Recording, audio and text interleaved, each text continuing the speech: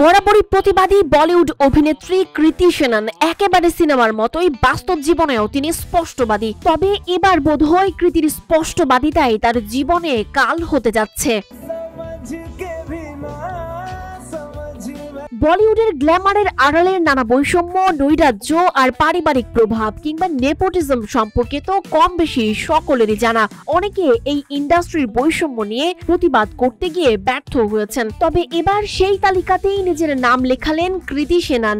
বলিউডের ভয়ঙ্কর লিঙ্গ বৈষম্যের বিরুদ্ধে তীব্র প্রতিবাদ জানিয়েছেন এই অভিনেত্রী।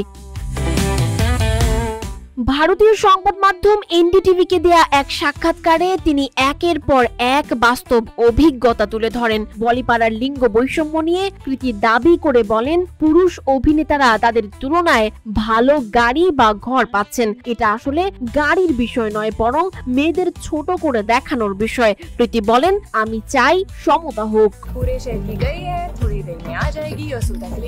সহকারী পরিচালকরা নারী অভিনেত্রীদের আগে ডাকেন, পুরুষ অভিনেতাদের জন্য অপেক্ষা করান। কৃতি বলেন, আমি বাধ্য হয়ে নিজে গিয়ে কথা বলেছি, এটা যেন তারা না করেন। তাদের মানসিকতা বদলানো দরকার। এছাড়া কৃতি আরো বলেন, বলিপাড়ায় নারী পুরুষের পারিশ্রমিক বৈষম্য, পরিচালকদের নারী অভিনেত্রীদের প্রতি আচরণ, এমনকি নারী প্রধান সিনেমার বাজেটের অসামঞ্জস্য সহ ইন্ডাস্ট্রির আরো বেশ কিছু বিষয় নিয়ে নিজের মতামত ব্যক্ত করেন কৃতি সেনন। তবে বলিপাড়ার ইতিপূর্বের ইতিহাস বলে এখানে প্রতিবাদীরা বারবার হেরে গেছেন, পদদলিত হয়েছেন, এমনকি কেউ কেউ তো একেবারে পর্দার আড়ালেই হারিয়ে গেছেন। ফলে কৃতির প্রতিবাদী মনোভাব তার ভক্ত মহলে নতুন উদ্বেগের জন্ম দিচ্ছে।